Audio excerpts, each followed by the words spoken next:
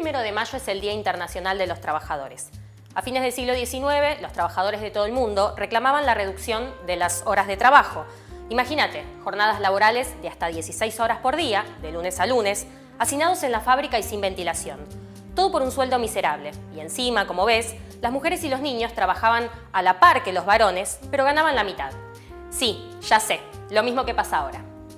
Los niños eran usados para destrabar las máquinas, porque tenían manos chiquitas que podían meterse en el hueco de las máquinas y así poder arreglarlas. Entonces el patrón no gastaba plata. Así de brutal es el capitalismo. ¿Qué reclamaban entonces? 8 horas de trabajo, 8 horas de descanso y 8 horas de recreación. Con esta consigna, el 1 de mayo de 1886, en varios lugares de Estados Unidos, se organizó una gran huelga que juntó a 350.000 trabajadores en la calle. Un hecho histórico para la época. Muchos eran anarquistas y socialistas. En Chicago estuvo la huelga más impactante, porque participaron 40.000 trabajadores con todos los transportes parados y había piquetes por todos lados. Los empresarios bajaron hasta las horas de trabajo para evitar que se sumen al paro unas 45.000 personas más. La policía atacó a balazos las movilizaciones durante ese día y los siguientes. El día 3 mataron a 2 trabajadores en la huelga de la fábrica McCormick, que estaba en conflicto por despidos. Y el cuarto día reprimieron un mitin pacífico. Cuando comenzó a dispersarse, estalló una bomba donde estaban los policías que dejó muertos y heridos. Sin ningún tipo de pruebas, el gobierno acusó a 8 trabajadores, en su mayoría anarquistas, como autores del atentado.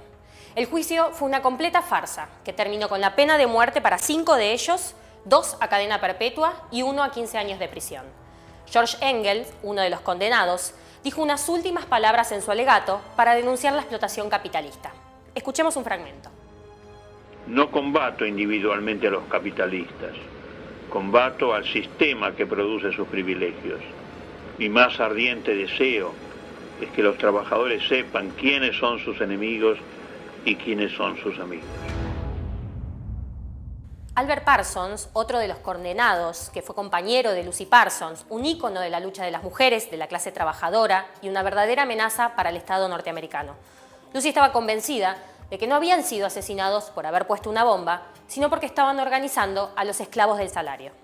En 1889, en homenaje a los mártires de Chicago, la Segunda Internacional, que nucleaba partidos y organizaciones obreras de casi todo el mundo, declaró el 1 de mayo como el Día Internacional de los Trabajadores. A partir de ese momento, en muchos países, se adoptó esa fecha como un día internacional de lucha, para los que no se conforman con migajas, sino que aspiran realmente a tener una vida digna. Muy distinto al día festivo de descanso que nos quieren vender desde hace décadas los gobiernos, los empresarios y la burocracia sindical. ¿Sabes en dónde no se celebra el Día del Trabajador el 1 de mayo? En Estados Unidos. Para evitar levantar la lucha y el recuerdo de Chicago, celebran su Labor Day el primer lunes de septiembre, como si fuera una gran fiesta. ¿Cuántas horas por día trabajas? Hoy, gracias si trabajas 8 horas. La mayoría trabaja entre 9 y 12 horas, si tomamos en cuenta las reglas modernas como las horas extra. Durante los últimos 100 años, la tecnología avanzó muchísimo más que en 10 siglos de historia. ¿Por qué tenemos que trabajar tanto? Si todos trabajáramos 6 horas al día, podríamos repartir las horas entre ocupados y desocupados, sobre todo en momentos de crisis, donde siempre los más golpeados somos nosotros. Retomando la tradición de lucha y las banderas de estos trabajadores y trabajadoras, luchamos por una vida que merezca ser vivida, porque nuestras vidas valen muchísimo más que las ganancias de los capitalistas. Si te interesa que hablemos de brecha salarial, flexibilización laboral o trabajo infantil, déjanos tu comentario acá abajo.